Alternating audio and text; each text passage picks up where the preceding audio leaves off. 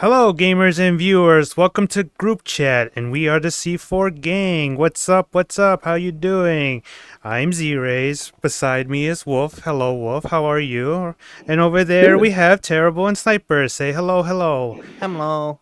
Hello. And we're here to discuss about Spooky Month, because as you are hopefully are aware, it is October and it is Halloween month. So I thought we can get the gang and discuss a few little topics, to share about our opinions and such, because we all know at the end of the day, your opinion is wrong and ours is right. So without further ado, let's get started on the first topic that we discussed about, and that is going to be general horror tropes. Now, hopefully everyone here knows what a trope is. Hopefully, especially That's, horror-wise. that's what those circus groups are called, right? That's a trope. All In right. a nutshell, what a trope is a recurring theme, or more accurately, something that's a way of expressing something that's reused frequently. Something like that. A good example, if you're an anime watching, is the trope of a tsundere character, for instance. So that is considered a trope. Chekhov's guns are considered tropes. Things of that nature. Right. Reoccurring themes that end up having a staple of their own. Right. So I thought, why don't we go around the room and discuss which is by far the most overrated or worst trope that we have experienced when doing such things of horror. Because for those who aren't aware, before we even continue, we do a lot of horror, mostly VRChat, but we do offsite horror too, like watch movies and stuff. And let me tell you, there are the bad tropes, and I'm pretty sure one of them is gonna first come to mind, hopefully. So, Wolf, we're gonna start with you. What Oh, is delightful. the biggest, worst horror trope for you, in your opinion? I wouldn't say it's the worst, but what I do dislike as a horror trope. Now, it may not necessarily be a horror trope, but loud.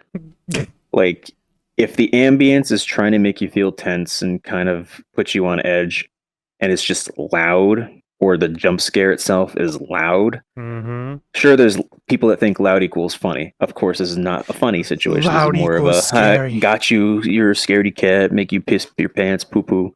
But in this case, loud is just like my ears, fuck you. Like Yeah. it's a case of I'm not scared, I'm more pissed off. So Right. I wouldn't Right. say that's something like the worst. It's definitely I mean, it is an something I annoyance. dislike. It's fine. That's why I'm asking you. Would anyone else like to add to that before we continue on? Because as we further disclaimer, when we do maps, especially recording wise, we do always like to say, keep the volume to however you want, because these world creators are like, oh, let's do 80 to 100.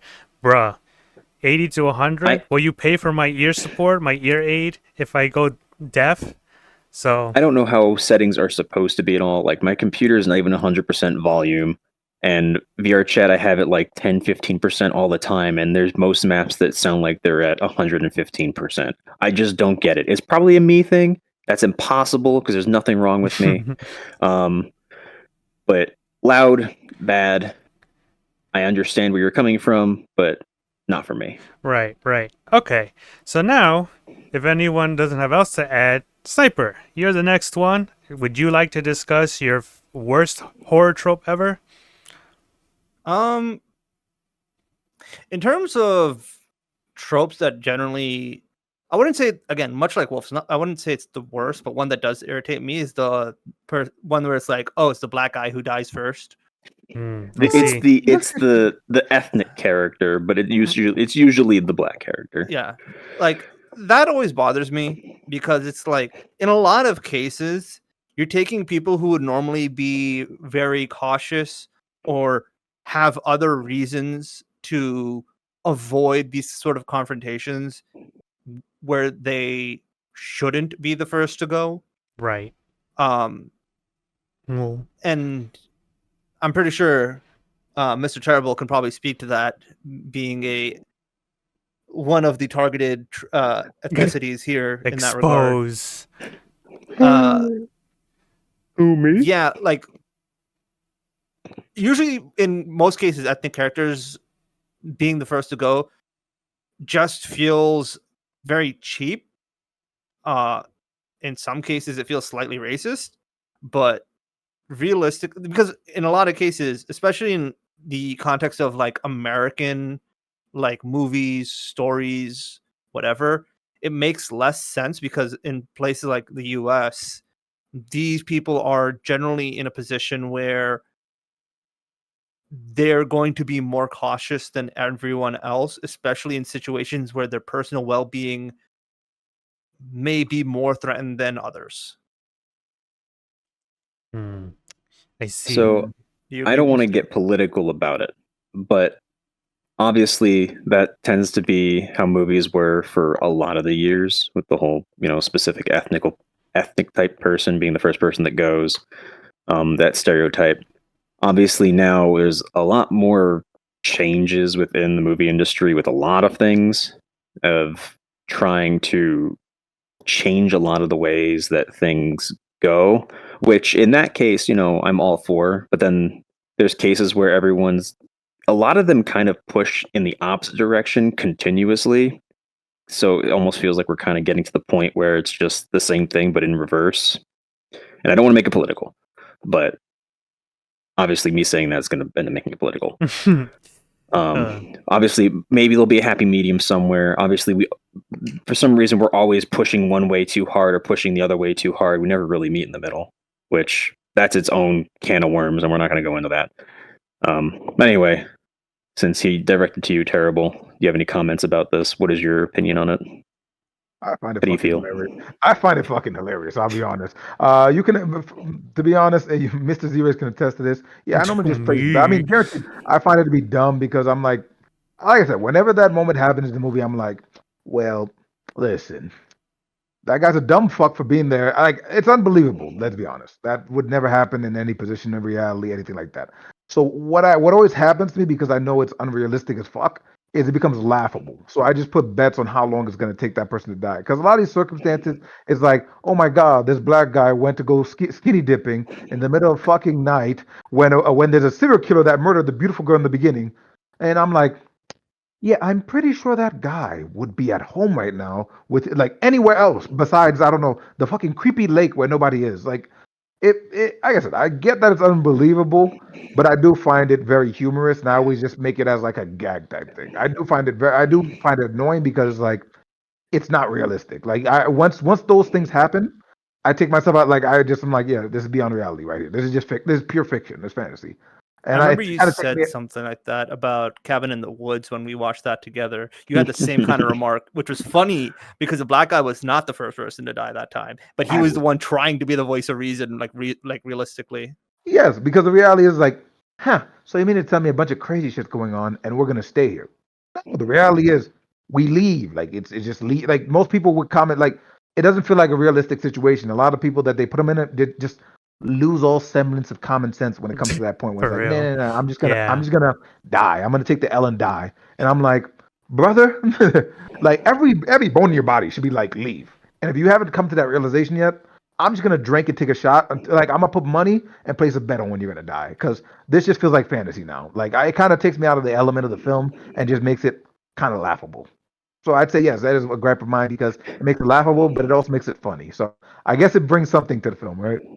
So A would good you? Sorry, I was just gonna say. So would you say that that is your considered trope as well, or do you have something different in mind?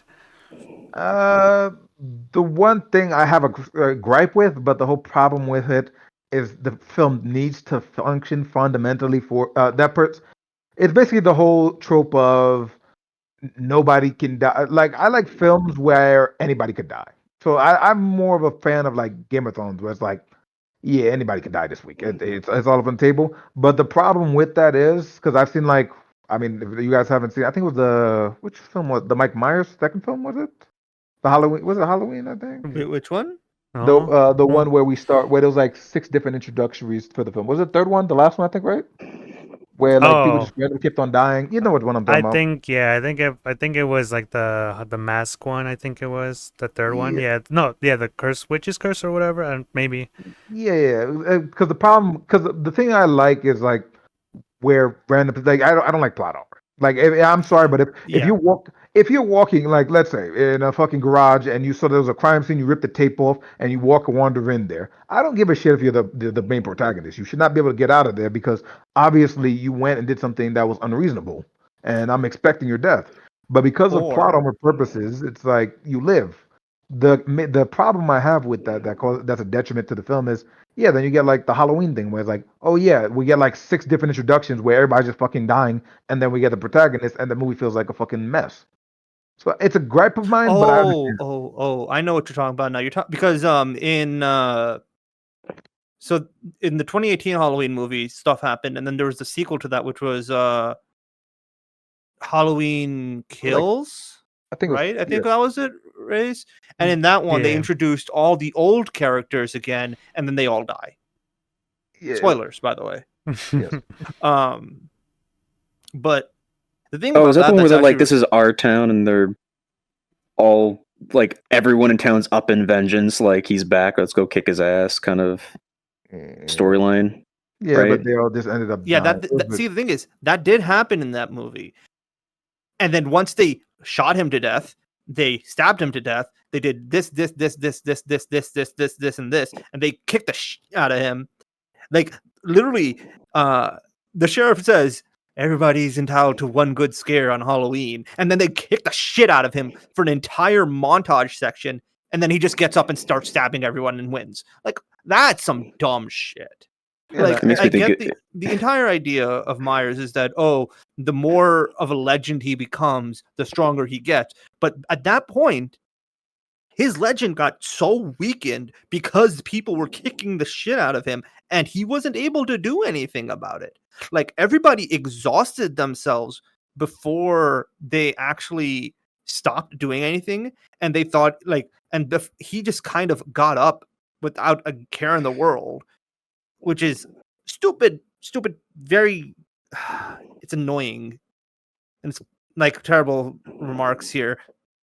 That kind of plot armor is very dumb. Even if you are the main antagonist and the story needs to go on because of you, if you're going to write a story in which that kind of a thing can happen in the first place, then you should also be prepared for the suspension of disbelief breaking. And I mean, I guess that's they the core want thing. you to feel the high of him getting his comeuppance, getting the shit kicked in for all the torment that he's done, but also he's the greater evil character in which they don't want to get rid of him, so they have to retcon his way into staying relevant so that they can keep milking him for all that he's worth. But they'll let you kick his ass just to make you feel good. You see, that doesn't work because in the next movie, he literally just gets his wrist slit and then Spoiler. held down. And then after like 5 minutes, he's dead. And then they just toss him in a wood chipper and that's it. Well, a wood chipper is different from several gunshots to the head and stab wounds. That's my point. But you talking about that too just kind of puts the meme in my head of I'm sure people know what JoJo's is, but the one scene from Golden Wind where one's down on the ground, they start kicking him, another one joins in, takes a sip of tea, Yeah. starts kicking him, just now I do want to backtrack for a second because you guys were just talking, but the cabin in the woods thing, that whole thing is meant to be a trope for one thing. Like literally every character is the trope that is the plot of the movie, which by the way, it's really stupid, kind of enjoyable. You can go watch it. Oh, no, but I was gonna say for that film, the reason why it functions is because, yeah, they Because basically it's a parody. yeah, it's a parody. So like they actually explain why they make the stupid choices. Like the guy's literally like a PhD student, he gets hit with like some fucking pheromone bullshit that makes him stupid as fuck. The reason why I like that one and why it's perfect is because it's a parody, and they actually explain why the fuck these people are making the most dumbest fucking decisions you'd ever know in your life. Most films don't do that. They're like, Well, yeah, they just make it they're- happen. yeah. But also the trope about like, oh, like, the black guy, he's out swimming, like he wouldn't be doing that, blah, blah, blah. Also, if you think about it, a lot of the time they like mix the point where it's not just like a typical black guy. I'm not trying to sound like racist anyway doing this. I'm just trying to be very general about how they portray them in movies. But you have like your average typical guy, right? And then you have the slightly nerdy variant, which ends up dying too for some reason, right? But the typical average one, I feel like, would most likely put up a fight than get their ass beat to a basic ass killer. I feel like they would at least, leave some bruises and take some names in the process rather than just, oh God, oh fuck, run. Oh no, no. Like, Listen, here's one thing I can attest to because this has happened to me in a few situations in life. When there are would you throw crazy hands? No, I'm not throwing fucking. I'm out. No. You've seen me play maps. The first thing that happens when everything's going down on these maps is you see me poof throughout the gameplay. I just disappear, and it's not because I like cut off or anything like that. I fucking ran. That's the point. The reality is most of us would fucking run. It's like, oh my god, there's a fucking I don't know some fucking guy floating down from the heavens and coming straight down. The first thing that crosses a normal sane black person's brain is Run. Yeah, I get you. let's see how many miles per hour I can go before this fucker catches me.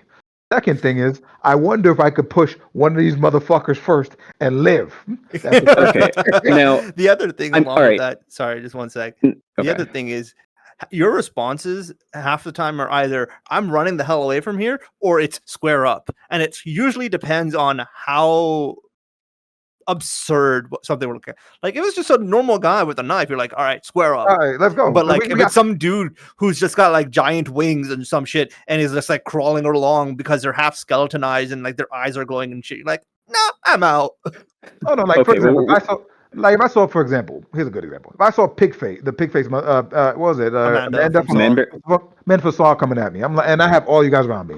I'm like, this is gonna be a fun time. Everybody, you guys get your turns. Beating the shit out. She's not killing anybody. It's gonna be a fun time. This is gonna be a fun time. You're not getting away with this. But the whole point is, if I for example, see Jason coming at me, full mask, everything, chainsaw in his hand, and everything about to come at me, or Freddy Krueger, for example, I'm like, Freddy, I'm pretty sure I'm dead tonight. It's just a wrap, but I'm gonna still try to run. That's my feeling on the situation.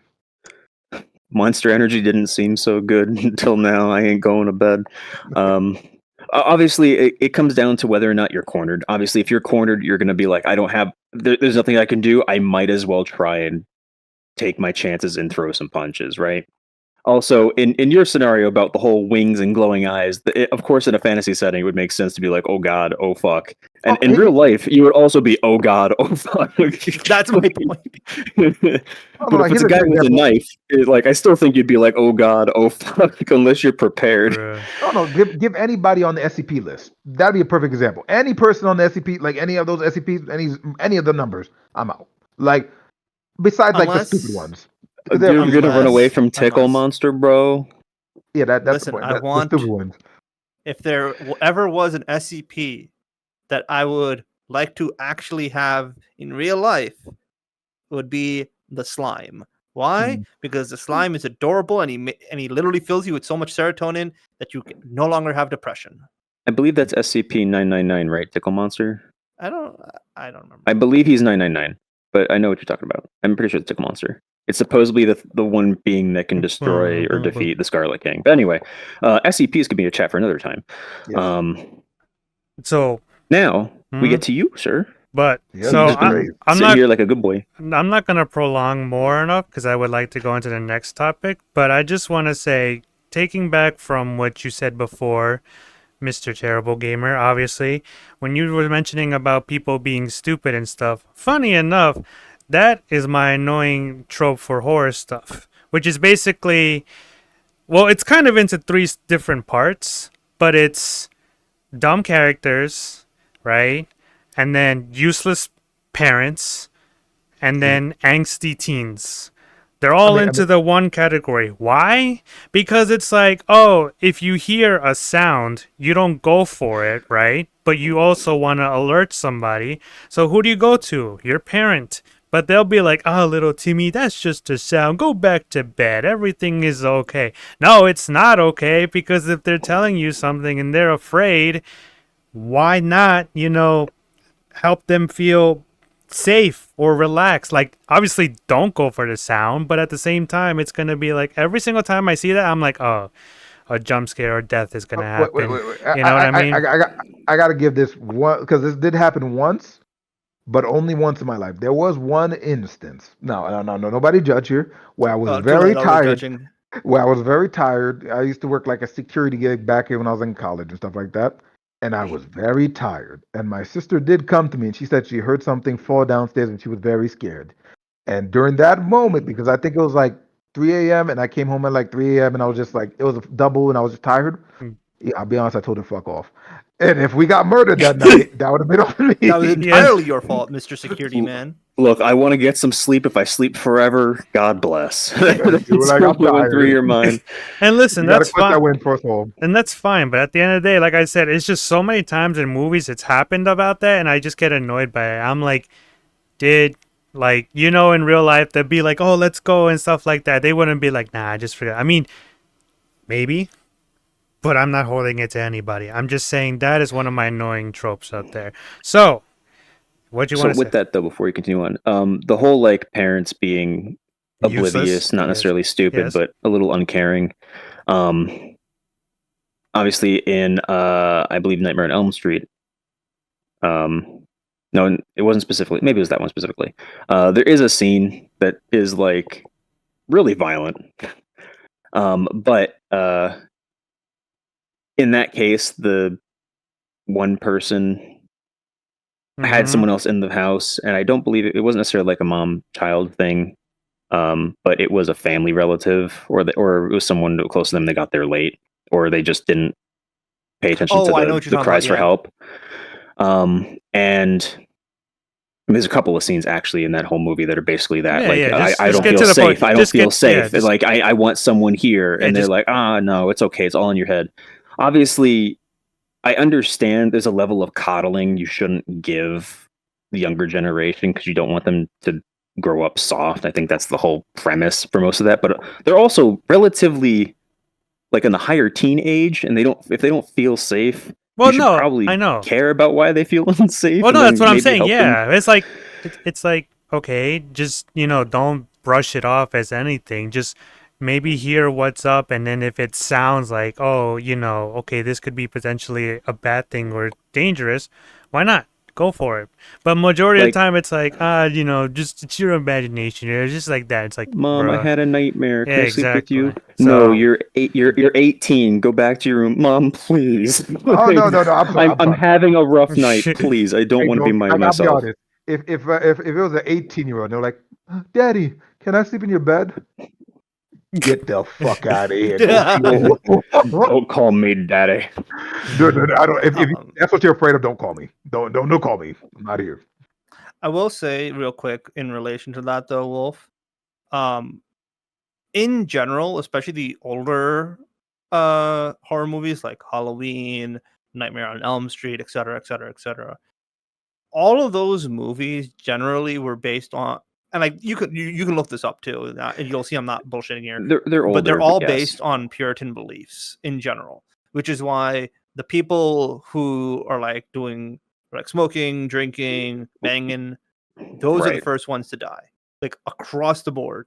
The entire premise of Jason's stuff, I forget what the name of the films right now. It's okay, but like all of Jason's Friday? I film, don't know. It's not Friday. yeah, Friday the Was 13th. Friday? Oh. Yeah, it's the entire thing was the mom. It was a purity thing, yeah. Spoilers for the Friday the 13th, obviously. No. It's been years. But No spoilers. Go watch the movie. The first movie, the entire thing is the mom started killing people because her son drowned in the lake while the others were banging. And the only people who ended up surviving were the people who didn't bang. Have you noticed that one? yeah. And They were like, it's also all this wearing notion. white and implied that they passed on heaven, Christianity. It was all It's that kind of stuff. all of it's based on Puritan beliefs, which is just, it's the same thing in Halloween, where like the first Halloween movie, again, spoilers, Michael murders his sister after she got laid. And then when he finally comes back afterwards, who does he kill first? The 3 people who were banging. See, like a lot of these old horror movies were actually supposed to be acted out as like those modern, like You fuck, their you version of die. the more of Hey. the old what are they called? The don't drink and drive. Here's a movie about drinking and driving and why that's what causes these problems and this and this and this as a horror movie. Premarital sex bad. Exactly. Yeah. So it's all that nonsense. Yeah, so that's our take on the tropes. Obviously, remember, in the end, it could just be like, oh, it could be bad, but it also can be good if done well. So, moving on to the next thing I wanted to discuss, and pretty sure I just said it in the beginning, we do a lot of VR chat horror wise, and so I thought up and said, hey, what, in your opinion, was the best VR chat horror map, or what are some of the good ones? Now, obviously, we have people here who are heavily, critique on maps, like versus, it's whatever, type of stuff. But let's try to play fair and help everybody, not just us, but view it in terms of everybody. So, I would like to start off with terrible. In your opinion, if you can remember, was there a VR chat horror world that you thought was good? You know? It's been a minute, sir.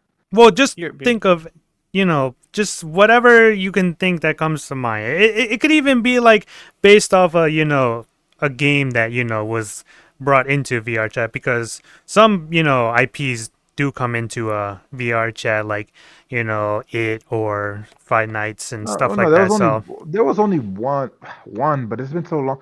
It was one where we had to answer prompts and they would teleport us like 1 second we were in a Fears? house. That was Huh? Fierce. Fears, That, yes. yeah, Okay. That one was good. that one was genuinely actually terrifying. All right, Like so yeah, I shit myself. And the funny thing about that map was I actually broke it and still managed to fucking shit myself. Because what had happened was basically while you're upstairs, you're relaxing and chilling and stuff like that, you'll go down, you answer the phone and things like that. And I don't think you're supposed to make it upstairs or some shit like that. And basically I made it upstairs and hit in a door. And the fucking killer came through the door and fucking still murdered me. And I remember shitting myself because it was terrifying just to be hiding there, hoping that he was gonna fucking find me, and just seeing some motherfucker walk up and beat the shit out of me. Yeah, I will say, genuinely, Fears was a really, really good map because it not only did it firstly put you all together at first, but then like afterwards it starts splitting you up and then you do all this dumb shit. It legitimately puts you on edge, and I actually really, really like that because it doesn't even have like cheap jump scares. Like the cheap jump scares, quote unquote, are just it going all staticky while it's asking you questions, which I think was hilarious. So would you follow up and say that Fears is a gets another vote from you? Is that what you would say? It does. I probably wouldn't put it as like my top pick.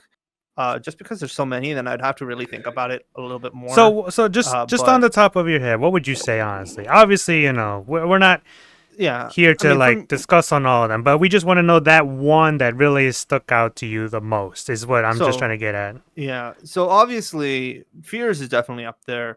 I'd mention that I also liked CBL back when it was alive. Oh yeah, that one. Then there was as much shit as I give it, the Devouring at least had good ambience. Yeah, that's kind of what made it sad though. It was like it had such like atmosphere and stuff like that was fine, but it was just gameplay wise is what kind of ruined it. So Yeah. but you can continue. So, and I think there was one more, because the thing is, really, most of the ones that stick out to me in particular about the horror maps isn't the good ones so much as it is the bad ones. Because obviously, we way back when started a lot with the HDS stuff, Yeah. and that was a lot of frustration because of just how obscure a lot of the puzzles felt and a lot of how cheap a lot of the scares felt. And then obviously you have some of the stuff as it went on, it got more and more frustrating, which I'm pretty sure he cut out a lot of my screaming about how annoyed I was with some of the stuff that was in Rebirth. And I'm the one that we did recently, Ghoul House, I think, was just like, Yeah. yeah, it was okay as a starter map, but as an actual like horror map, it was kind of Well, which yeah, because remember, I mean, people's this is skill the guy's levels. first map, so whatever, I don't care. Right, right. But yeah, so I think Fears is definitely up there. CBL is up there.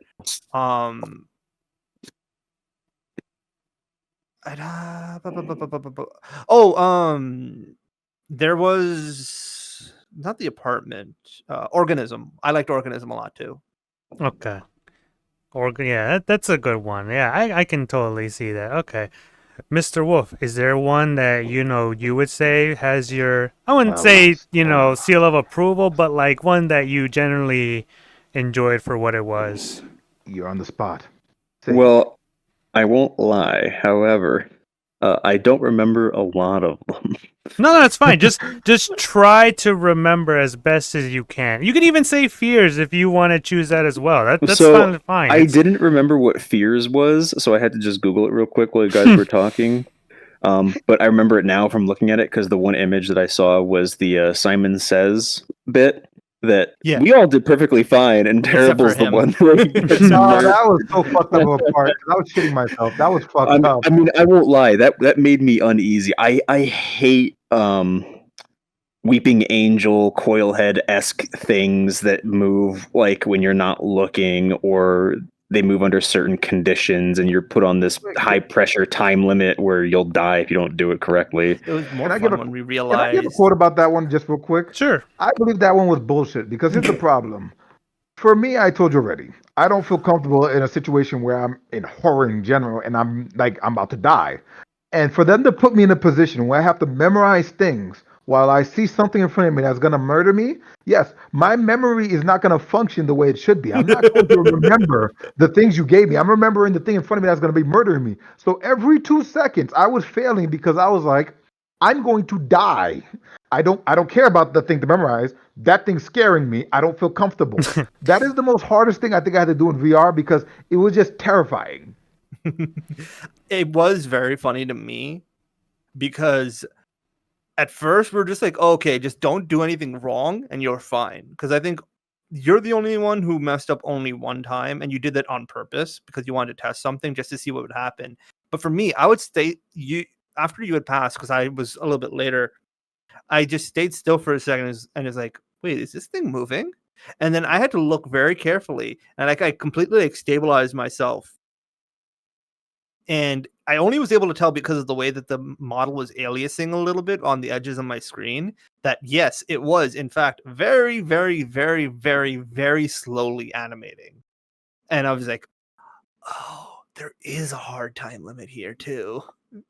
And that was very funny to me. So that's the only thing I can really remember from Fears. But that's mainly because I remember we all did it. I was panicking, and he was panicking, and he died. Do you not remember I didn't the die. trench section at the end? No, no, you didn't. I'm pretty sure you died.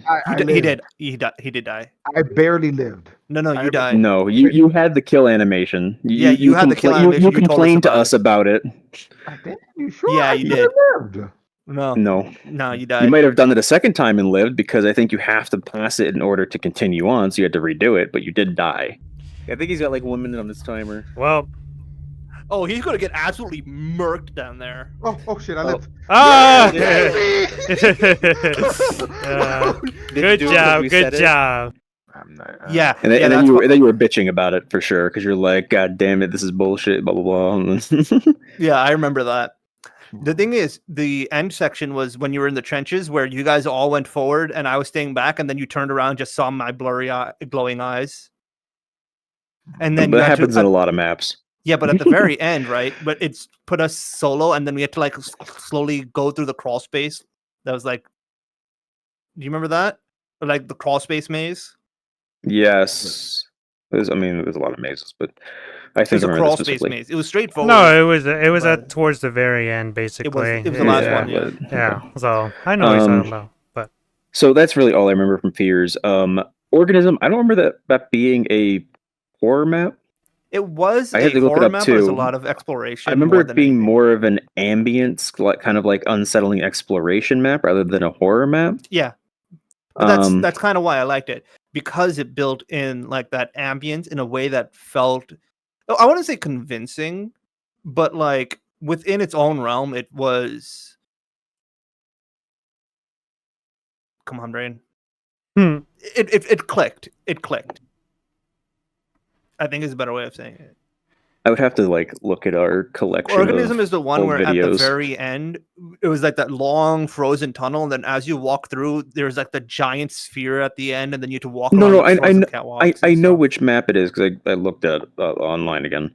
I remember the mushroom things in the like main lobby area. Yeah. But anyway, the ones that I can remember right now, mainly because we've been going back to them, that is horror-esque, would be Terrors of Nowhere. It's a mix of horror, mini game, memes. Obviously, it there's a lot going on.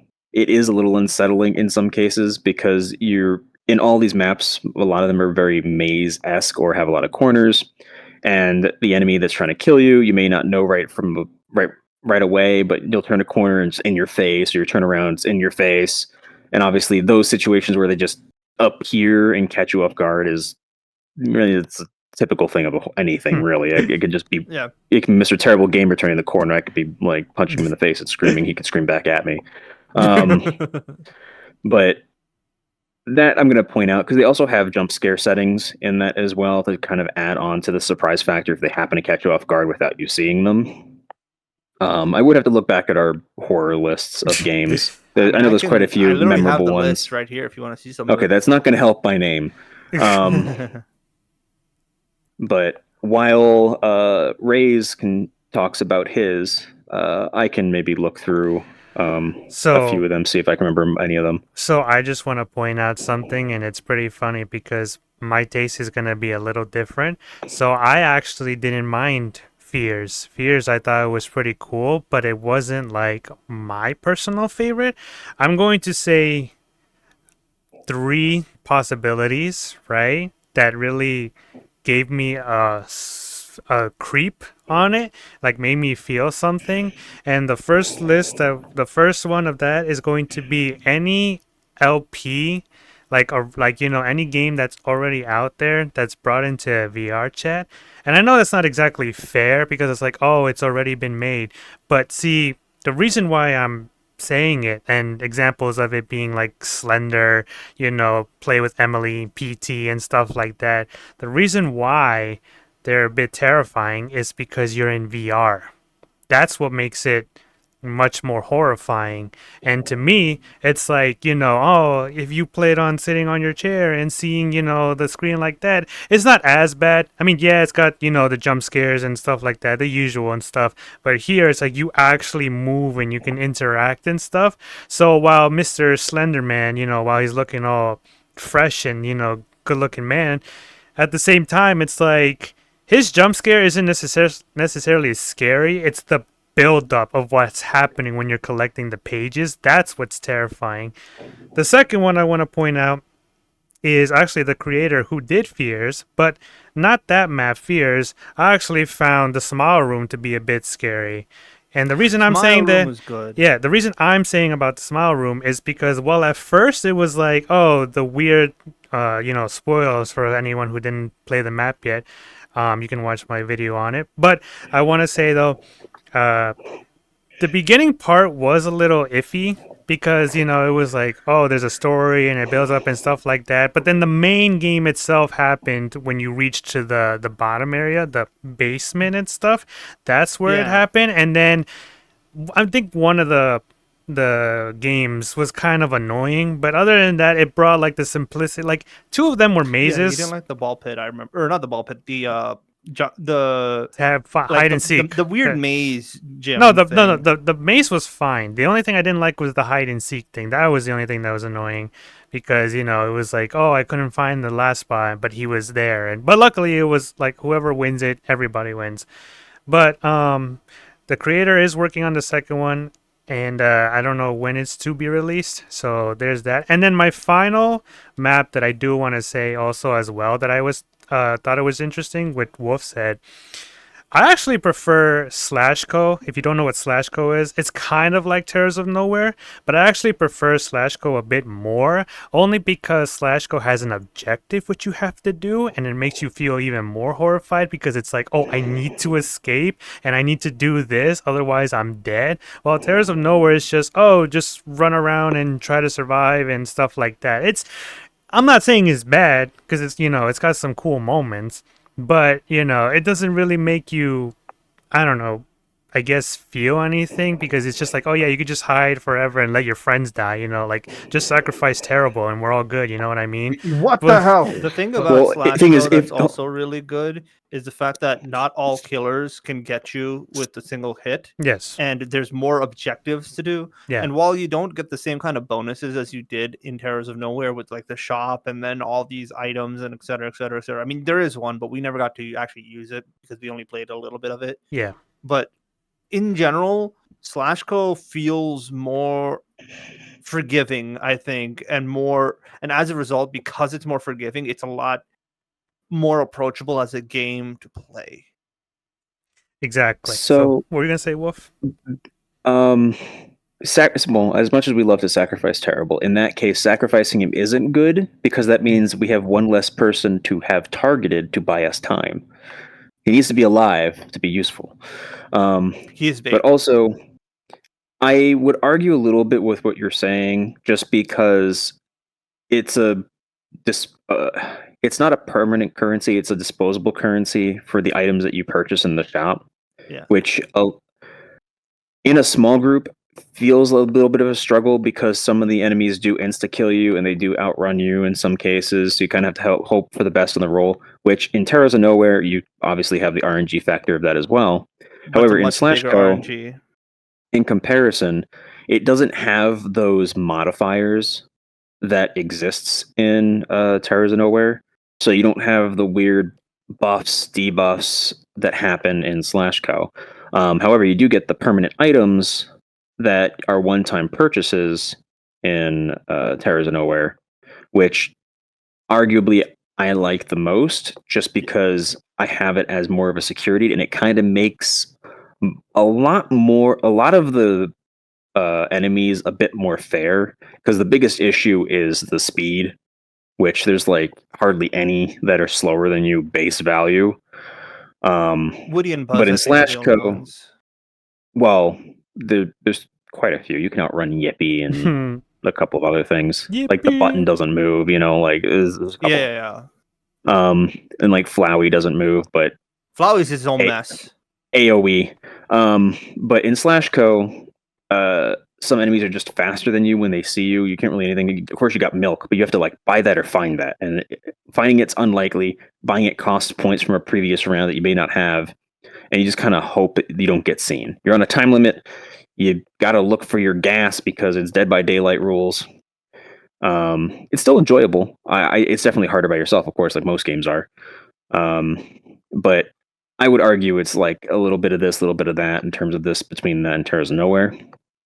I'm not really a big fan of the disposable currencies, at least at the pricing that they are, because They're you very get high priced. Yeah, I agree on that as well. you get 5 points for doing a gas can. I believe like the cheapest thing is like 25, which means you kind of have to get away with doing 1.5 to 2 generators, which is what it takes for most of them in the first place to complete a level. And you gotta find them. And you also lose currency for dying, which I think is an unfair punishment personally. Yeah, so aside from complaining about the values, the game mode is still pretty fun. Of course, it isn't very great when you're dead. Of course, the ghosting factor lets us kind of enjoy each other's company and make fun of the person that's going to get murdered next. But aside from that, game good. I'm not going to take away from that. It has its own positives and negatives compared to Terras of Nowhere. Both very good, very similar. Anyway, you can continue what you're saying if you have anything else. So I just want to finish it out here and just basically saying, and I'm not really saying, obviously, because we didn't go into too deep of criticisms and critiquing, said maps and such. But that is my big three, obviously. Now, obviously, I was supposed to really just only choose one. So if I really had to choose one that I prefer, I think it would be probably Slash Go. Just because, like I said, it gives you a feeling of being in that scenario and, having to try to escape because knowing that something is gonna kill you. Small Room is a close second, but like I said, the beginning was kind of weird, and then the true horror aspect did happen in the second. So our maps. Obviously there are other maps that you can enjoy as well, and at the end of the day, I always look forward to new maps, or we look forward to new maps. I especially will because I go and look for them. But yeah, we try to go and do it. So now, speaking about horrors, that brings the next question, which is pretty funny: the do's and don'ts of horror. So I think that should be pretty obvious, and we're gonna start with Mr. Sniper. Sniper. Oh, we saw him with me? Yes, All right. sir. The do's and don'ts for horror. So, generally speaking, I think the biggest things about horror, the do's, I'll start with. Good ambience is a very strong one, which generally means you need to have good sound design. Good sound design doesn't have to be realistic sound design. And not loud. Yeah. The thing about good sound design is that it's fitting, it's consistent, and it doesn't feel like you're getting taken out of something. So like if you have generally like very earthy, grounded sounds across the board, and then you suddenly have something very synthy, it kind of can take you out of the experience. Now, given it's not always the case, because in some cases, like Soma, for instance, right? They use that for thematic pacing because there are sections where you'll have these synth based sounds as opposed to like these underwater mechanical sounds suddenly show up for set pieces, right? Right. So sound design and ambience is definitely number one, I would say, on that list. Two would probably be, cause I had actually just thought about this, disempowering the player, or I guess players, depending on how you're doing things. Well, just remember. Also, don't view as horror just as VRChat or game-wise. Just see it as a whole. You know what I'm saying? So, I'm more thinking of I'm thinking more in games in general. That's as fine. That's fine. As my point of reference, right? Okay, so in terms of movie and cinema, there's a few other things that are going to have to be considered that are different from games, and you can't really compare the same two in the same way. So that's its own kind of worms that I'm not trying to bother with. As me being a game designer type person in the first place, I'm going to speak from my experience with games and obviously my perspectives on that. But in general, I think disempowering the player is definitely one of the more important things. And one of the better examples for how you can do this and how you can't do this is actually Warframe has a quest about which, if you haven't gotten this far into Warframe, just be aware this is a thing. So mild spoilers, but there is the quest for a character named Rel, which eventually gives you I don't remember the name of the frame, but he's the sacrifice frame. Sacrifice. Devagoth? No. Whatever. Damn. It doesn't matter. His the entire it's a quest for Red Veil, the Edgelords. But there's a lot of these. You're doing stuff like, oh, you're in a place, but there's no enemies. Okay, that's good ambience. Now you're going in with your fully powered Warframe, crawling through vents. Vent crawling in a creepy atmosphere? Not bad. The sound design's good.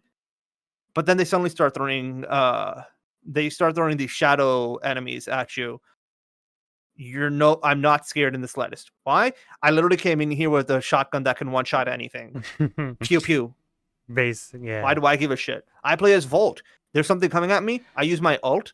Suddenly everything is now stun locked into place and doesn't bother me in the slightest. I just walk past them. Oh, we're having a chase sequence?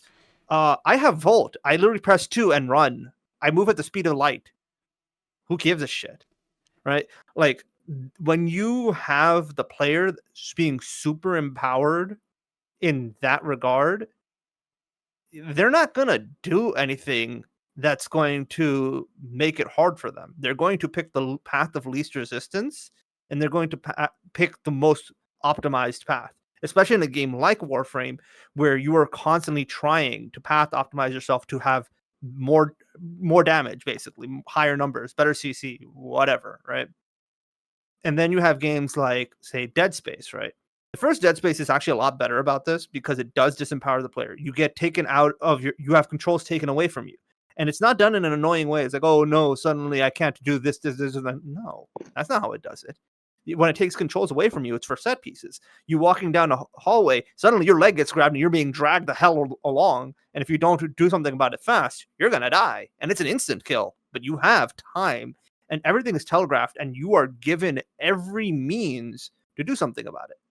And the funny thing is, in Dead Space, you're given a gun, not only one, but you're given like 8 guns, and you can do a lot with all of them. You can have grenades, you can have explosives, you can punch the shit out of things. But you are still disempowered as a player because everything else is very strong, and you have to be very specific about how you engage things. And that's why in Dead Space 1 it works really well, as opposed to Dead Space 3 where everything just turns into an action movie and there's no horror anymore, right? So Right. there's a lot Yeah. of different ways to like balance that out, but the big thing obviously is, again, disempower the player. You don't want them to have enough strength to blow through and path optimize their way out of a situation. If you do that, the experience is gone, right? And I think the third thing that I would probably say in this regard that's also pretty big important, which is as a general do, is to focus more on the experience than anything else. A good example, once again, Choo Choo Charles. Nothing about Choo Choo Charles is realistic. Nobody gives a shit. But you know what? It's a good experience and it scares people. Amnesia is the same way. There's bits and pieces that are realistic, but then there's other things that it abstracts out for gameplay purposes, and it really, really resonates with people. And it's considered a very good horror game for the very same reason that it focuses more on the experience than anything else. So those are probably my 3 big do's or don'ts on like how to focus on making good horror experiences. Right. So now that you've discussed, your do's and don'ts, I just want to say one thing real quick and then we'll move to you, Wolf. But I just want to say personally, I think that's also the toughest things when it comes to horror itself is that how much power do you want to give to the player versus, in terms of like, oh, can they survive for themselves or can they not survive for themselves? Because a lot of times I've seen people say, well, can I get a weapon or can I do something to survive? And it's like, nope, you have to stealthily move around and do your best. You can't even fight the monster or anything. Whereas in you like talked about Dead Space, or I'll maybe put Resident Evil a little bit because you did get weapons there, but it's also like okay, you have a weapon here, and obviously Mr. Terrible being like, I got gun, shoot it. That type of, the player will feel like that. But again, it's like you only have a limited amount of, said ammo or whatever it is that you get access to. So I don't know. I think it's hard to balance it out, but that's just my opinion on it, though. I see what you're saying, but again, it's very tough to get the whole how much power do we give the player to survive in said horror thing. So Wolf, what would you say were your do's and don'ts for horror? I mean, I already said my don't is loud, but Yeah. other things that would fit into it. I mean, I don't like them no matter what because I'm not a horror guy. I put up with horror. What do you mean? You love horror. Oh, sure. Yeah. Right? Terrible. I love horror just like you. Yeah. Just like I love Five Nights at Freddy's. Anyway, let's go. Yeah, it's your favorite IP. Mhm. I guess there's certain qualities that I will say that are positive of horror, based off of some movies or games that I've played, that I still don't like them, but I don't hate them. They just feel appropriate for what they are, for being a horror trope or horror So genre. basically, you can tolerate them. Is that what you're saying? Well, yeah, I tolerate them. Like Okay. I don't enjoy it, but I get it, and I don't hate it because I know what I'm getting myself into. Yeah. Okay. So now, Phasmophobia, a lot of people probably get like, I don't know, like they'll think it's pretty basic after a while, or maybe even at first. You know, everyone's different. Um, First playing that, I was quite a scaredy cat. Didn't really go in much. Yeah. Played on the lower difficulties so that can't die, whatever. Eventually, to the point where I'll play with friends and then run in there with guns ablazing if I had a gun, saying, "Come at me, motherfucker! Give me a sign."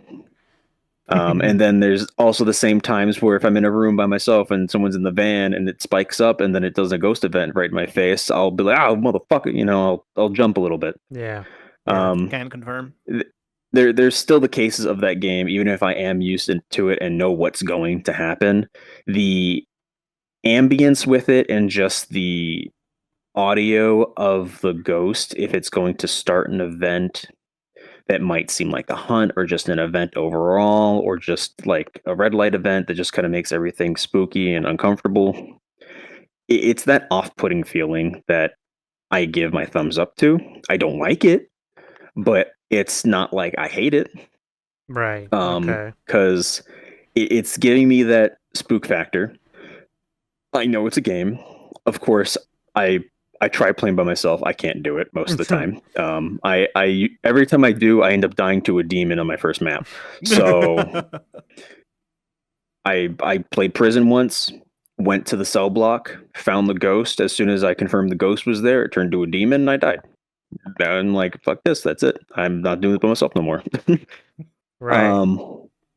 But that would be more on the positive side, like the qualities of the atmosphere, the sound effects. Like I said, I don't enjoy it, but I don't hate it.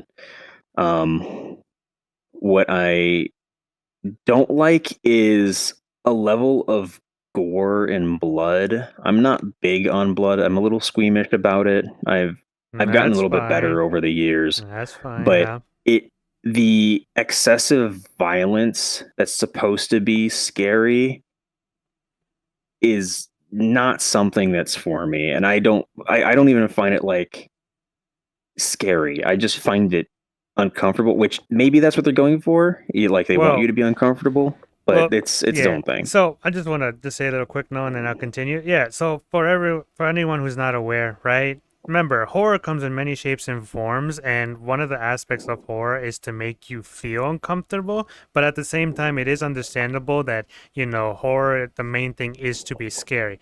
Horror can be like traumatizing, uncomfortable and stuff like that, but it is to be scary as its main point. Okay. Anyways, continue. So. Actually, I do want to add it onto that real quick too. Personally, and I think Wolf agrees with me on this too, because we've had this discussion lightly before. Body horror is easily the worst and insignificant type of horror, and I hate the fact that people keep on doing it because it is genuinely, like, across the board, it is weak. It is, at most, it's like a basic instinct of, oh god, gross, death, whatever. But it's not scary, it's just gross, right? Like, that's all it does. Like, oh, person gets their head chopped off, they're missing limbs, oh, we're making them lose half their body, oh, we're splitting them in half and watching the sinew or whatever, right? Like, Hmm. all of that shit sucks. No, I Like, know. there's nothing about that that is actually genuinely scary in any capacity.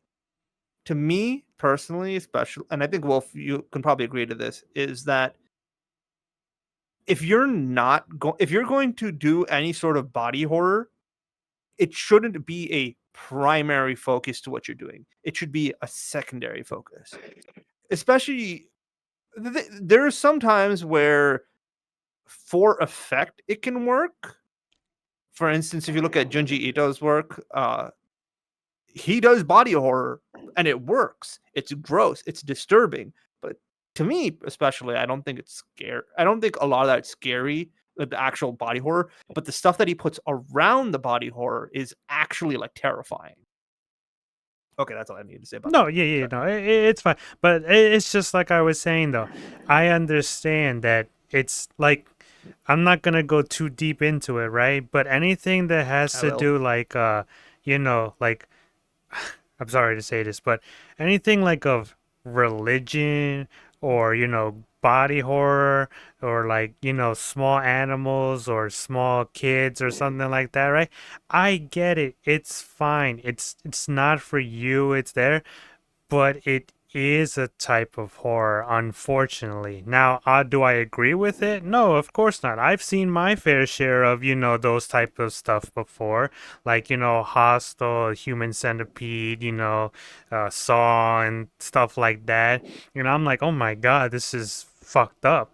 But like, it it exists. Unfortunately, that type of stuff exists IRL. So I just want to point out and say, Wolf, I completely understand you. If you don't like it, it's fine. That's good. But at least you're also acknowledging the fact that that's something you don't agree with, and a lot of people can be there with you as well. Because I've had people like that who won't see that type of stuff because they're like squeamish and stuff. So it's okay. That's a good, it's a good thing to bring up. So Because there's a level of stuff like Saw's one thing. Like the killer is meant to torture the person. I get it, but obviously they're making them self torture and other things, and just the the struggle. I haven't watched it. I just know of it and yeah. like what can happen in it. Now I know that there's like struggle, and I know one of the like standard ones I know of is like sawing off your own leg, Mm-hmm. like with a rusty saw. Leg, arm, etc. Like Yeah. that's like just the thought of that is already like uncomfortable because I have a vague enough understanding of how difficult that is, and your body would not let you continue with it, most likely due to the signals like this is pain, bad, don't, you can't do this, stop. Yeah.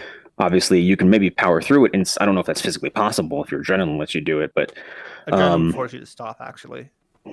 so, but then there's stuff like Final Destination, which I haven't watched, but that's a different level. Oop, shit! No, get back in the chair. That's a Sit different down. that's a different level of horror where it's stuff that could physically happen in the real world for sure. Like it's a possibility, and that itself is very uneasy. That's why like I think a lot of people when that movie like when the movies came out with the log trucks, literally everyone avoided that as far as they fucking can because Yeah. they Yeah. don't want any of that. Yeah. Of course, some are a bit over the top that I remember, I believe. I don't know if it was a Final Destination movie, but there's like a wire going across the water. Everyone's on a boat or a bus, and it just, everyone has their head cut off as it's Yeah. passing by It's because it's such fun. a strong, thin wire. It completely chops everybody.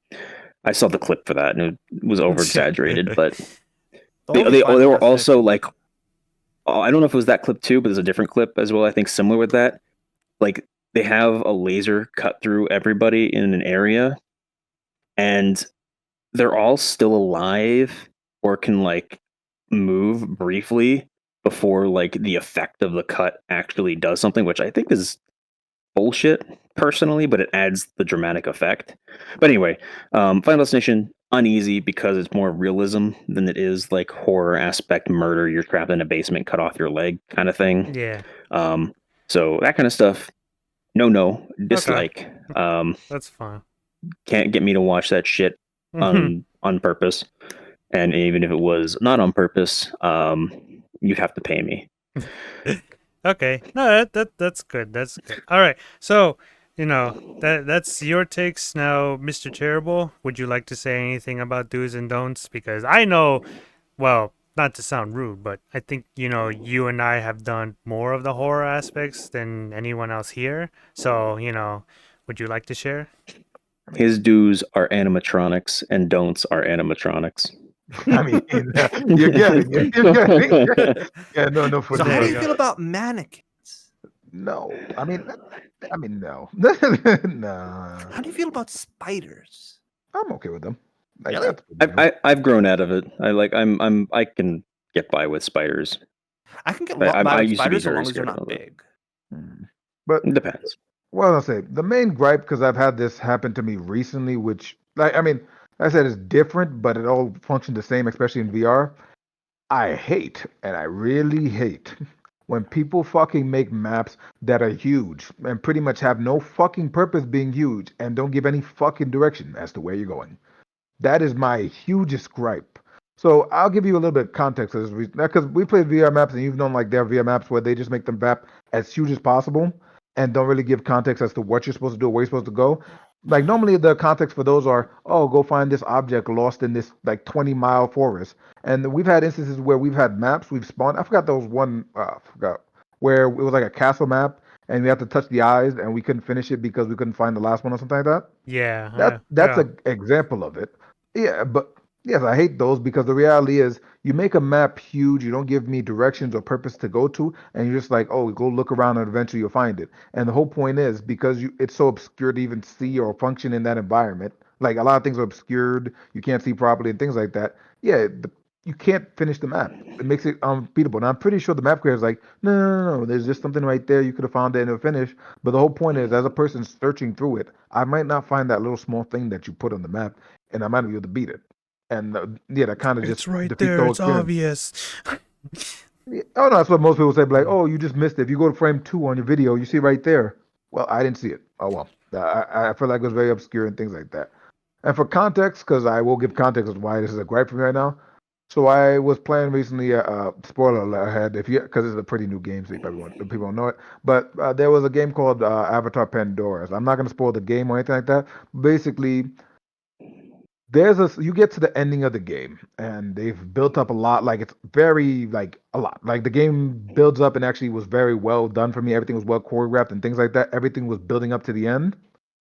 And then what the geniuses at Ubisoft still thought they'd do just to make their game perfection was they put a huge ass filler section you can't skip that explains context that you already understood about like 20 hours ahead and pretty much stalled the game for about 6 hours. And so between that 6 hours, I got bored. I actually got bored of the game and lost majority of my hype. So when I went to go fight the final boss, I actually was tired of the game. Your fault for playing a Ubisoft game, though. Yes, yeah. I mean, it was good until that part. Once I got there, I was like, yeah. Listen, Ubisoft game. That's all I need to say. So but, yeah, what would you say would the do's then? You know, what needs to happen to be good, or in terms, you know, good for you? I'd say basically establish the like basically one because pretty much majority of the other things I had were already said. What I would say is establish like the ferocity of the person that is basically chasing you. See, there was like recently I watched a series, another spoiler, called Fargo. I'm not gonna spoil the series, but basically there was one unique character, a Native American character, that basically throughout the whole series, that man, like he didn't do a lot. The character didn't do a lot. The character didn't say a lot, but his actions spoke for himself. And as you basically went throughout the whole series, you realize, damn, this guy is a force to be met with. Like he made me even just like looking at him throughout all his actions, throughout what I saw him do and things like that. I was like, yeah, I'm not fucking with that guy. I'm pretty sure that guy's gonna headshot me 10 miles away and bury my body in fucking lagoon. I'm good. I know I'm gonna be poofing out of this world. And I feel like that's something that should be done with like the person that like I don't because like what was that thing that the movie that the Quiet Place.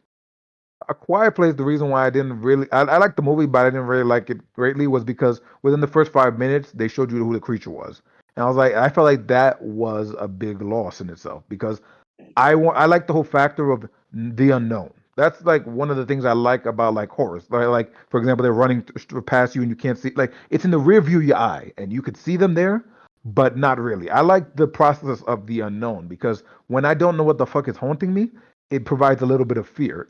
Either that, or you gotta basically show enough for me to be scared. Because you can actually show the character. Like for example, Mr. X. That guy's a X fucking. gonna give it to you. Yeah, he's gonna give it to me. I'm fucking terrified of that guy, but I'm terrified of him because I've seen what the fuck he did. Like I saw him demolish people, rip people's heads off, like literally crush people's skulls in. I'm Pick up a terrified. helicopter. Yeah, like he showed me through the process of the whole game that he is going to beat the shit out of me. So there are basically what I'll say for the dues is either A, you have to basically go make this individual like a force to be reckoned with. Or B, you have to make it so that the thing that you're being chased by is something that you don't even know what the fuck is going on. Like you don't know that thing until it's the end. When you're like, oh yeah, that's fucking Cthulhu. Oh God, he's been chasing me the whole time. I'd say those are the dues. Basically, make your villain either a force or more conspicuous. Gotcha, So gotcha. Inconspicuous. I Yes. want to add on to that briefly. Do you remember the movie Cloverfield, Yes. where you don't? It's on the topic of you don't know what's in the fog until like the last 15 minutes of the movie.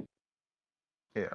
Everyone's disappearing. You hear blood curdling screams, cries in the fog. You just have the sudden takeaways, knocked away, pulled away.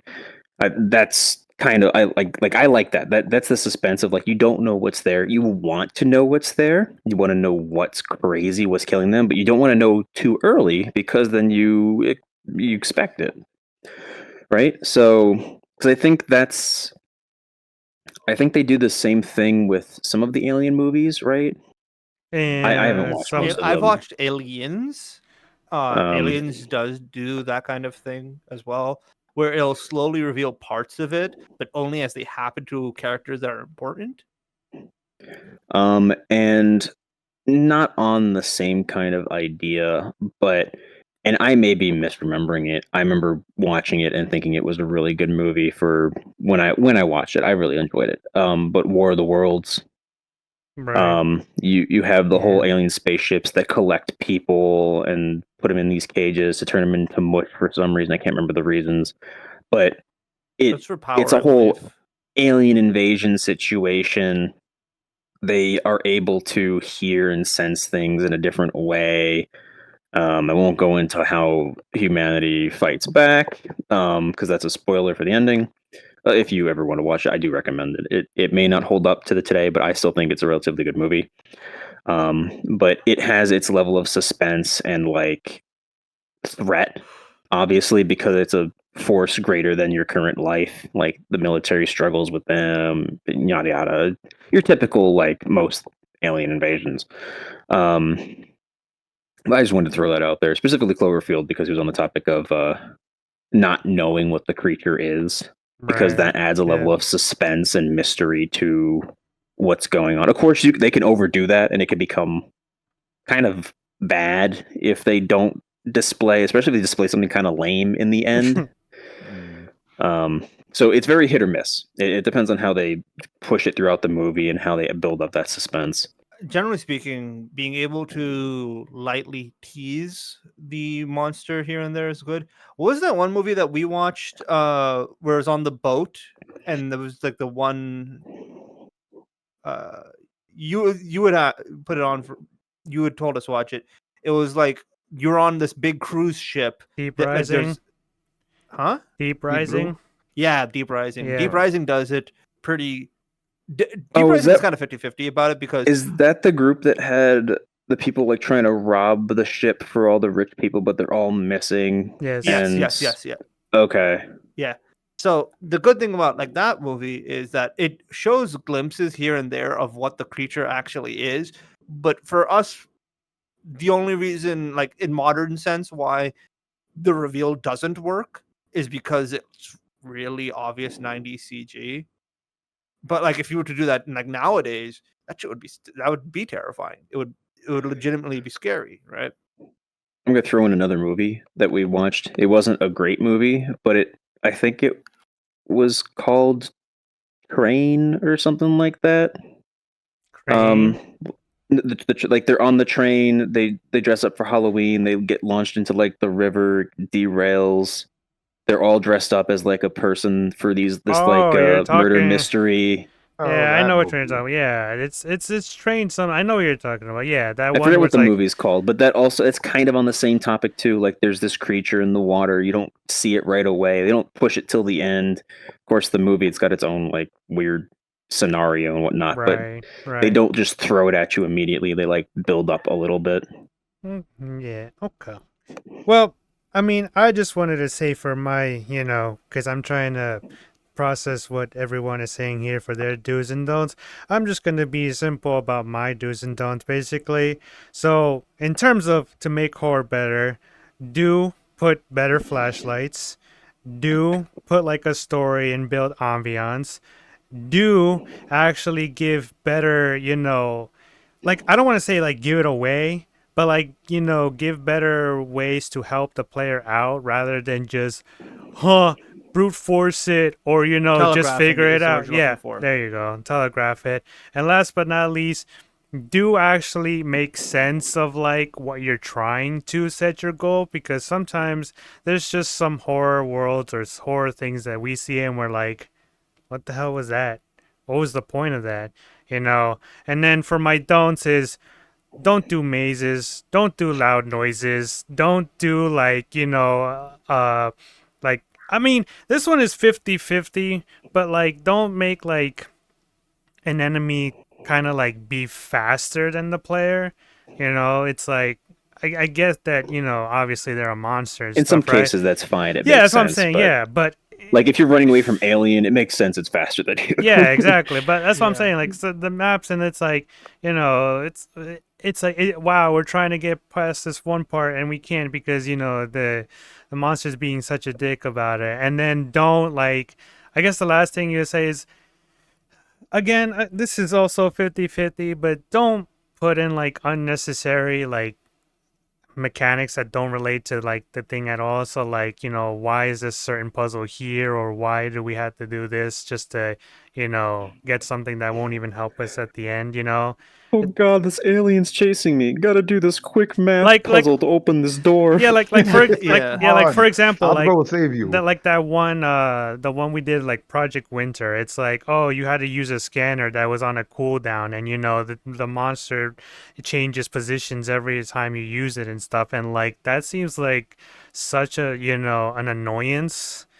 But I get I can it. kind of get it. Yeah, that's what I'm saying. I get what you're going for, but do it Still annoying as better. balls. Exactly. Yeah. So The company can't afford any good equipment. That's the problem. That's what I get.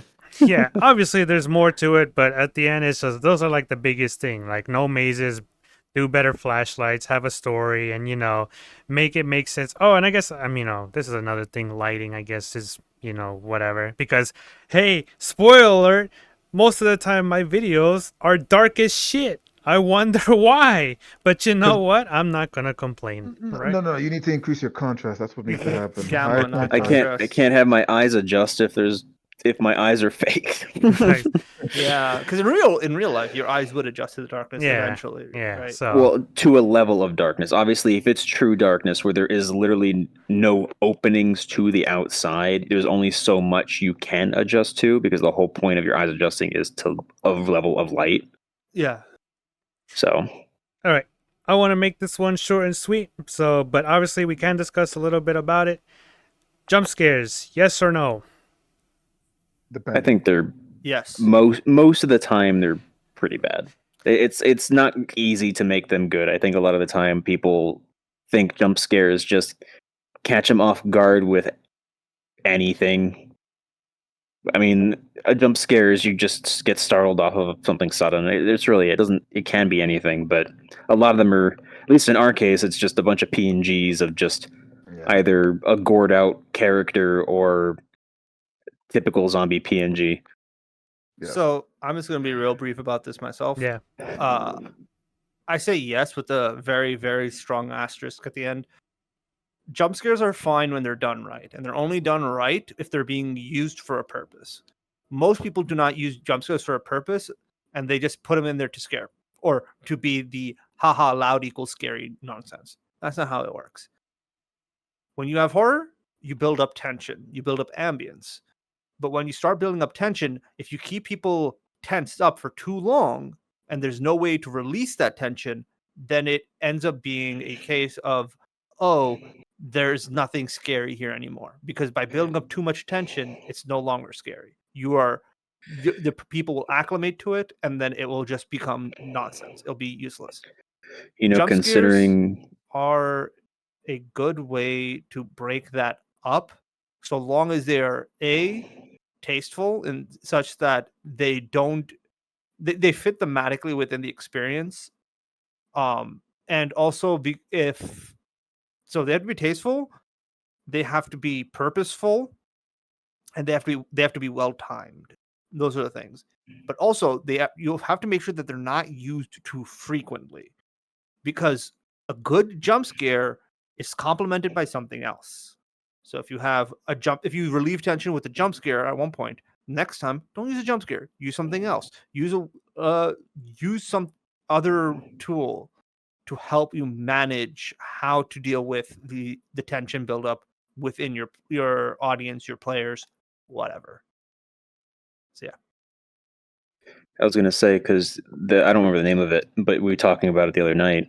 That one hospital map in the past that we've done, where it was a pop-up PNG jump scare every 2 feet. Yeah, one of the first maps we did back in 2017, I think. Raise. It was a while. Something about that. It's been a long time. We'll have to look in the archive to find the true date. Honestly, Mr. Terrible, you? I don't know. Like I said, it's dependent upon how it's used properly. Like I said, because beyond VR, I don't even call those jump scares. I call those crap. I'm sorry, but they don't even get it. They don't. I don't feel like they deserve the category of jump scare. They just throw a PNG with a quick scream, and it's, oh, I'm supposed to be afraid. I'm sorry, but that's just pure crap. I'm not gonna even give you the satisfaction of being categorized as jump scare. No, I'm gonna give things that are better that category. Yeah, I'd say this. Yes, it has to be timed better accordingly. You can't be just throwing random PNGs and expecting people to be scared. I get that you guys want to be horror, like do horror, and you have low budgets or whatever the hell, but I don't know. There should be at least some semblance of effort when it comes to jump scares. You have to basically develop an atmosphere, make people feel that unease, and you have to basically not do it every single because the whole point is with jump scares, what's happened over time, and for me is this: you come to expect jump scares at certain points. And what I like is when I'm like, oh shit, they didn't do it at that point. Where like I actually was, or I'm confused, and they do it at some other different point, things like that. Like I think we were watching one of your videos recently, and you were in a white room, and we were all expecting a jump scare. They built up the atmosphere and everything. Nothing happened. I was like, huh. Wow, that's kind of weird. I would expect a jump scare there, and they didn't. I like to be surprised. I like to be brought out. Like I like when you defy tropes, when you set up, and maybe you don't do it then, but you do it another time, and actually built up and actually was expressed better. And for me, for VR, I just don't feel like it's done properly. I'd say do it if you know how to do a jump scare. If you know how to implement it properly and actually like build up the atmosphere, like build up everything, and make sure that everything functions. So where I actually felt like I got scared because of the environment and because of what you did, rather than just, oh, PNG popped up, oh my god. Then yeah, you did a good job. I feel like it should fundamentally function properly, and it should actually it should actually better the game, the level of game, whatever you have made. That's what I feel like. So it can be done, but implemented properly. And like 90% of people that we play with, yeah, that's not really a thing. It's just PNG. I want to add into that real quick. Ray, just as a quick note, when Halloween 2018 came out, me and Ray's over here actually watched together in person in IMAX, which was a pretty funny experience. But Ray's might remember there's one thing that got me to jump, and it was the dumbest thing ever. It was because pretty it dumb. wasn't. So in the movie, there's an entirely long sequence where one of the main characters is off doing their own thing. They're just chilling by themselves, and then suddenly one of their friends pops out of nowhere and like ends up scaring them in person. But because there's no music, there's no sound other than the characters just doing their own thing. There's no ambience. It's just silence otherwise. And then suddenly character. That got me to jump. But that also adds into what Terrible is saying. If that was to be like a, oh my god, PNG jump scare, right?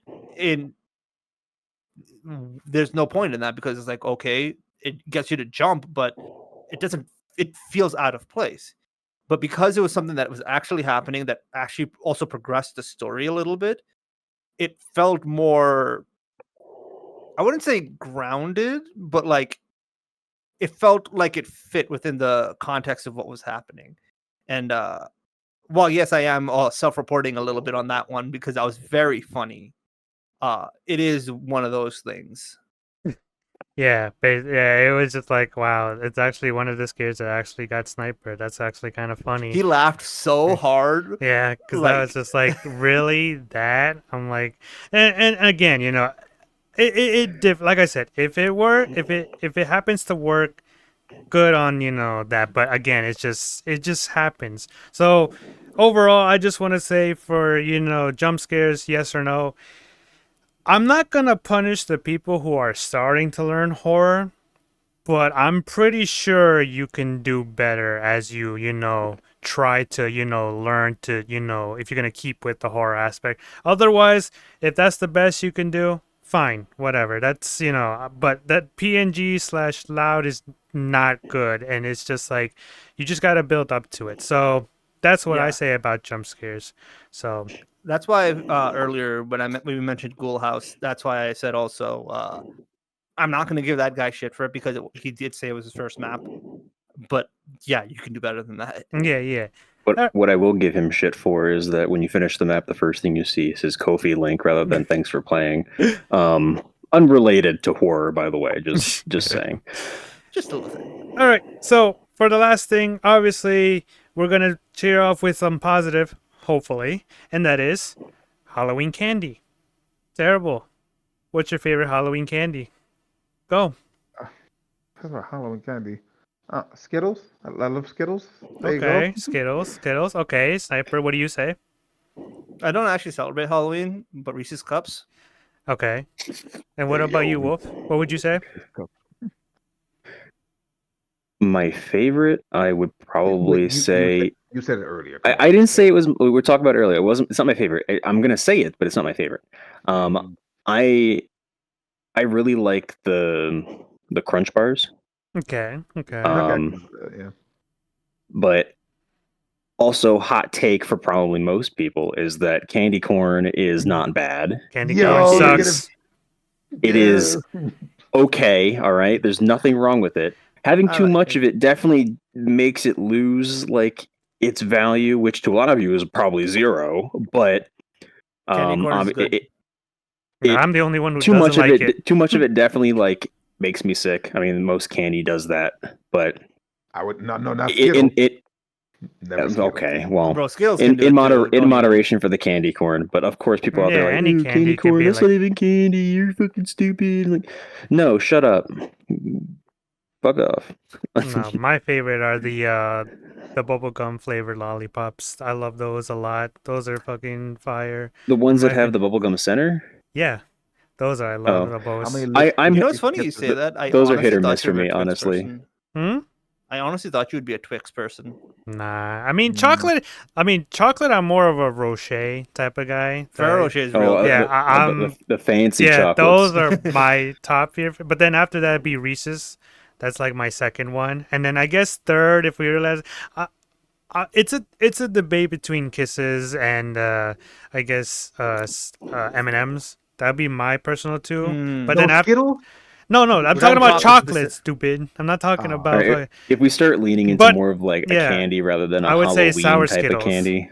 So Lindt chocolate is also really good. Yeah, it's the mystery flavored Airheads. Oh, yeah. What about milk chocolate? Nobody's mentioned milk chocolate. Milk chocolate. The white Airheads are really good. Though, sir. Yeah. Milk chocolate's just milk chocolate, dude. You can't really like. It's good. It is what it is. Like it's generic, but it's good. Yeah. The cookies and cream, though. So now, cookies and cream, but yeah. So then we say the best, and I'll say the worst. What's the worst one? I can just say straight up, Tootsie Rolls. I fucking despise. I hate Tootsie Rolls. I can't. Really? Yes. I can't stand. I can't stand Tootsie Rolls anymore. I used to like them, but not anymore. Okay, you said anymore. When's the last time you had a Tootsie Roll? When I was like 5. Okay, so after 5, you're like, I hate these now. Yeah. I'm not gonna have because okay. I don't think so that's for fair. those who are not aware, right? For those who don't know me, I will say, all my teeth to Tootsie Rolls. Yes, I'm one of those. Oh my god, G Fuel /Gamer Subs person. I'm the type of that caffeine thing. So I am a sugar fucking lover or whatever energy, type of thing. But it's not to say I don't enjoy my other types of candy. Like I said, chocolate and, gum and, Hubba Bubba is also not that great either Hubba anymore. Bubba, 5 seconds Yeah, of like flavor, that's it. Yeah, those type of things, 30 minutes But of chew. but again, it's like I don't know. There's so many other chocolates and stuff, and I don't even feel that's chocolate. I just feel like that's just like plastic with like painted brown on it or something, whatever. But that's mine. Obviously, I want to hear from you guys. What's your take on bad candy? Go I want to ahead. build off your Tootsie Rolls first. I don't dislike them. There are other flavors. Some of them are a little weird. Yeah. I will admit that they are kind of weird to eat. They're hard enough that you can't really chew them, but they're also like Yeah, it's like a not Laffy hard Taffy enough, and almost, they're but like a yeah. chocolate which you don't really want to suck on Yeah, because it just seems kind of weird to suck on a chocolate. Like terrible like the jock. No, I'm kidding. it's one thing to like lick chocolate ice cream, but like if you had a Kit Kat bar and you look at Kit Kat bar, that just seems weird, right? Yeah. Like it won't taste the same. Um, but anyway, I just wanted to build off the Yeah, so rules. I what's your don't worst one? dislike them, So but what's your worst one then? Say it. my least favorite candy. Yeah, even to get on Uh, Halloween, like if you went out trick or treating and it was given to you in the bag, you'd be like, "Oh man, I hate this one." I don't. I would have to think about it more. I don't really hate them though. No, you For could just what I'm say, gonna yeah, say now, Jolly Ranchers. I am. Ooh. What? I. Oh. He's gonna throw hands with you. I didn't say I said I don't really hate them. He Okay. despises them. My favorite is the blue ones, but they are kind of just annoying. They're very sticky, even when you try not to be sticky. Like you're very careful opening it. Like even if you're like partially putting the fucking wrapper in your mouth in the process, no matter what, you're gonna feel sticky. I hate that part. It's just no matter what. And then when you're enjoying the Jolly Rancher, also I think no matter what, it ends up getting stuck in some part of your molar for a little bit until it just melts away, and then your mouth just feels uncomfortable. That's the best part. How is it bad? I've never What's wrong with you? yeah, actually, I'm with him on there. What is wrong? No, like, listen, I like There's stuff Jolly called now and Ranchers. laters. All right, you shouldn't be turning things into now and later. I like Jolly Ranchers, right? But even for me, I don't ever get the thing where it gets stuck in your molar because I usually keep it at the roof of my mouth and I just let it sit there until it dissolves. At some point, I do end up kind of chewing. That's my own fault. Like when it gets to the lower end, I chew on them because I start rushing it. That's the way I get that way with like lollipops too. Like you'll enjoy the lollipop for a bit, it gets to like a third of the size, and you're like, okay, I'm gonna chew it now. Also, like the the Tootsie Roll lollipops. That's the one that I had in the past, which you probably hate. Yeah. But the I same love thing with Tootsie Roll bubblegum lollipops, too they're is great. that when they get to the point where you feel like you can break it by chewing it, I do, Yeah. and then just go from there. On that note, the one gripe I do take with Jolly Ranchers is that if you have them in your mouth a specific way for too long, it gets really sharp and that gets annoying. Yeah. But that's the fun part. You try to make it sharp. Well, we have two different fun You're parts. you're trying to have glass in your mouth at that point. All right, terrible. What do you mean these sores and cuts on the inside of my mouth are from my own doing? Terrible. What's the worst candy for you? Go. Say it. I mean, I have two. That's a problem. Say it. I'll say both, but this is number two. Yeah, number two I'd say is just because it broke my goddamn tooth. Mhm. Is Jawbreakers Okay. because those motherfuckers I don't like. I don't know. It's just I don't really see any purpose of job. Like genuinely, I just feel like they're made to break people's teeth at this point. Which Well, I mean, the isn't name. Something called Jawbreakers meant to break parts of your jaw. Who I would wonder have thought? why.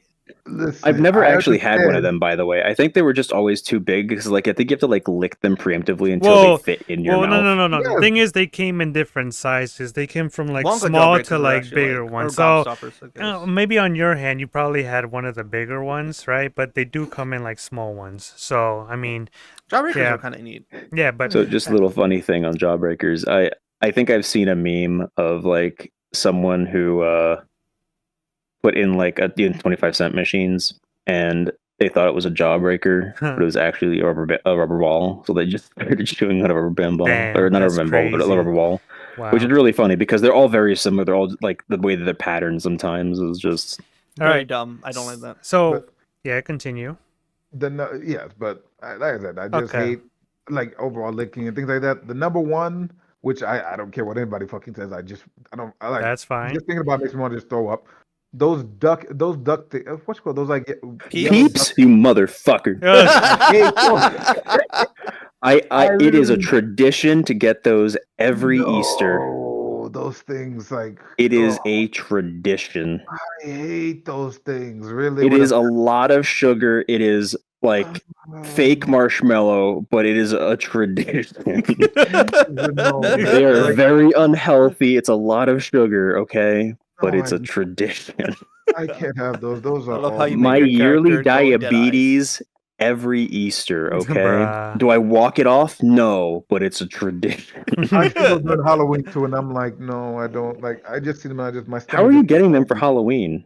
I don't know. I've seen it once. It's I was just like, people just get whatever is in the candy No, section but fuck. and be like, and just be like, They're a yeah, seasonal thing, though. Unless but there's a No, they're Halloween not. variant yeah, that I don't know about. But no, they're not a seasonal thing. They're made you to say that. But anything. I go to most like if you go You to can like a go to CVS, CVS and you'll find Peeps Yeah, it's year true. round. go to CVS, and you go to CVS, all right, this week, and tell me This there's week. a box I there. Take a probably picture, prove it to will. me. I mean, Probably Prove it to me. will anyways. All right, Yeah. Sniper. Last for you. What would you say is the worst candy? Go ahead. So generally speaking, for me, when it comes down to candy that I don't like, I just generally don't eat it. So a lot of it just gets out of my brain. Yeah. But my immediate thought No. for like absolute worst would be like straight licorice. Yeah. Okay. Yeah. See, I'm Now, not are we a licorice. talking? Are I we don't mean like talking like? Twizzlers. I mean like real Okay, licorice. that's the clarity I needed. I Like haven't really real had licorice, licorice. but I know it's like a stronger, more Yeah. It's potent like like candy.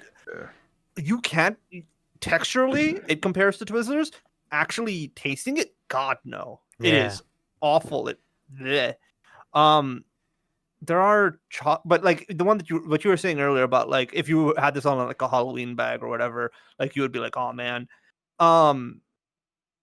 I forget what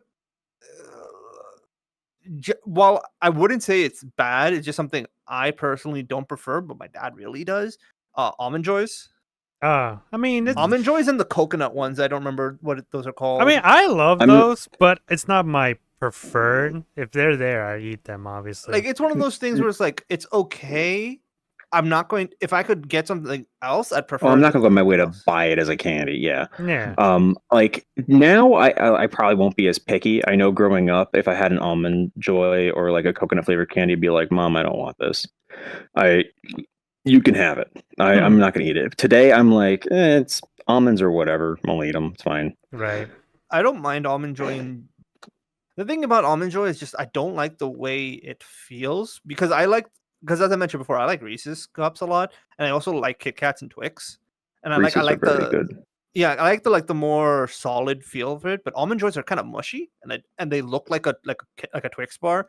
So for me, or Snickers rather, and so I'm more used Snickers to are like very good too. yeah, I like the way that Snickers, like the way that is texturally, but Almond Joy, it's way too soft. And it's also the same problem I have with Mars bars, but Mars is a little bit better because it has a wafer base. So Gotcha. So would you? So Nope. overall, it's my licorice. actual least favorite, like the one that I will never have ever again, is licorice. I've only Okay. had it once, and I will never do that again. That's fine. What were you- Anything I that got a I few. will, the other ones I don't, the ones that I would rather not have would be the Almond Joy and the coconut one, which I don't remember. Mars bar is probably like the fourth one down, but like it's okay. If Mars is where it's like, yeah, if I have it, I'd prefer to have something else, but I'd have it anyways. Wait, what were you gonna say, Wolf? Oh, I've got a few more comments about candies. All right, Reese's good, Snickers good. There's a Reese's ice cream that they have. It's great. I love it. I it's dangerous. I can eat the whole thing Yeah. and maybe hate myself. It's Whenever I go to- very good. It's I a went to- great mix of the chocolate, the peanut butter, and the like the wafer base that's mixed into it. Yeah. Very good. I would recommend it if you happen to see it in the stores. If you go to Cold Stone, they have a Reese's combo. It's called Peanut Butter Cup Perfection. That is really, really good. It used to be my go-to pick for the longest time. Yeah, and then Now pivoting. yeah. Oh no, you can go on first. No, before I pivot. I was just gonna say quickly, and then some of my like other ones I wanted to say was like Sour Patch Kids, what do you call Gobstoppers, Pixie Any Sticks, Wonka candy, really. you know. So Sour Patch I like, but I feel like if I have more than like 2 of the mini bags, I just can't eat anymore. No, that's like, fine. Yeah. Listen, I feel like they really quickly fuck up your stomach No. if you have See, just a few too but many. that's what we're talking about. It's just like a candy that Same you with can gummy just bears. say. That's what I say. The Haribo gummy candy you bears. can enjoy now, right? Because obviously too much of it obviously will kill you. I mean, we know that, but I'm just Well- throwing it like out there. But you know, I understand what you're saying. I There's understand. also, but I want to interject also because I realized this one. This is a candy you guys probably haven't had. There's actually 2 of them I can think of that I really like, and they're really stupid that I like them, but I like them anyways. The first one's called Chalky, right? It is literally that- just. Is that the chalk like cigarettes? No, Chalky is it's literally just a tube. It's basically a tube of milk chocolate. Oh. okay. That's It's one of the Cadbury things. But Chalky was like when I was younger, I went overseas and got that from a family member. I was like, holy shit, this is good.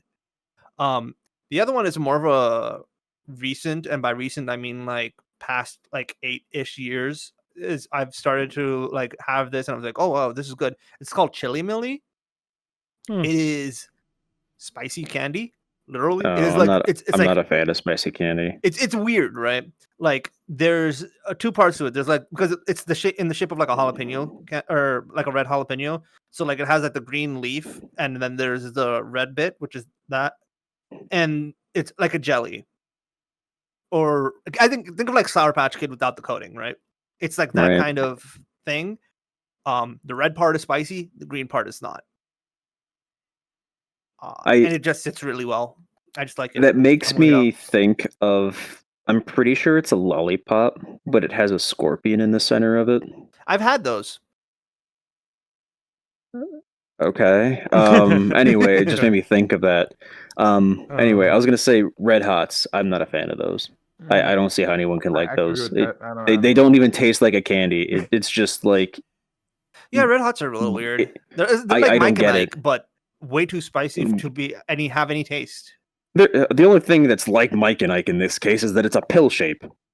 Isn't it chewy? That's too? I've literally had it. Aren't they like chewy the same No, way? Too? it's a hard candy. It's like it's a hard candy. Am I not? It's like a thinking pill. of the same, am I not thinking of the same thing then? Mike and Ike's are also good. Mike and Mike Ike's and Ike- yeah, man, I like The berry flavored one, tropical berry, very good. Fruit roll up is really good. Warheads are really good. Mm-hmm. I don't like Warheads. Really? I haven't had them in a while. I think middle school was the last time I've had them, honestly. But I tried 1 or 2 times and I couldn't enjoy it. There's one But he likes candy teeth. that I used to love a lot, but I really, really, really can't like do it anymore, and that's Shockers. Doctors. Wonka candy. They're really, really sour. Like I don't do sour anymore, so I'm Like, like that. they are like surprisingly sour to the point of making your tongue kind of like feel really like zappy, I guess. Like, I mean, it's kind of the name, but You know, a dumb candy that I don't really know if you can call it a candy, but Pop Rocks. Pop Rocks I would consider candy. Pop Rocks are fun. Oh, another one that is really hard to do nowadays, Fun Dip. I don't know if you guys have ever had Fun Dip. Yeah, I just Yeah, snorted. I had it like 2 weeks ago, actually. You get 1 pack of Fun Dip. It's like one of those things where, yeah, you can have a bit, but after like 2-3 pulls with the stick, it's like, oh god, this is too much. Yeah, that's why I just eat the powder. It's just sugar. Yeah, I just eat the It's- powder. yeah, You just powdered eat the it's flavored. powder? Yeah. I mean, the That- stick that's I like- do, but then I just go like, I mean, they're both very sugary, but like The sticks are at least the stick at that point like makes it less sugary, like in Yeah. terms of flavor. yeah, because I I don't see. Yeah, know at that point you're just Yeah. eating colored sugar, dude. exactly, yeah, flavored sugar. By the way, it is flavored. yeah, I know. Okay. So, all right, is that everything? Is that all? All right, I think so. all right. Well, I hope Actually, you what Twizzlers, right? Hmm. Last Yeah. thing. Do you prefer the pull apart Twizzlers or the regular Twizzlers? I It think depends. I think- I pull apart is better. like Best. both. The pull apart ones that are like the 3x3 grid. I feel like you're getting more candy and just have more time to eat them, so it feels more worth it. Now the downside is that you can't use them as a straw for your soda. Mm. Who the hell? That's what I did when I was in high school. I would bite both of the ends with the Twizzler because it's hollow enough, and then I would use it as a straw for a little bit for like my ginger ale, and then I would proceed to eat it The after fact I've that you drank put like it half in of the I am ginger ashamed ale. to sugar. know you. The fact I that am you put it ashamed in to know ginger you. ale, we should boot you out from here. I am It's ashamed to that know or you, Dr. sir. Pepper. Those are like the only two things I really I mean, drank at the time. I'd rather the Dr Pepper, but even then, it's like, bruh. I mean, Alright. it's a straw. Hey, I'm it's good for the environment. I'm not. It's edible. I'm not like using paper It's just and gross. other things. And, Yeah, yeah. no, and it doesn't do anything. Dude. It's got like a layer of fucking protection to it. Shush. No Yeah, more. yeah. Anyway. All right.